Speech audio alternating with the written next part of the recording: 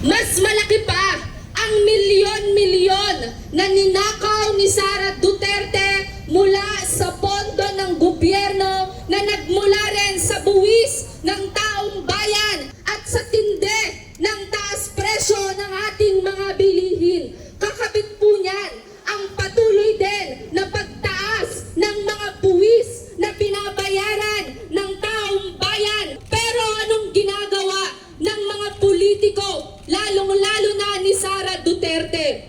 Ang ginagawa nila, binubulsa, nilalagay sa mga maanomaliang programa ng gobyerno kagaya ng confidential and intelligence funds.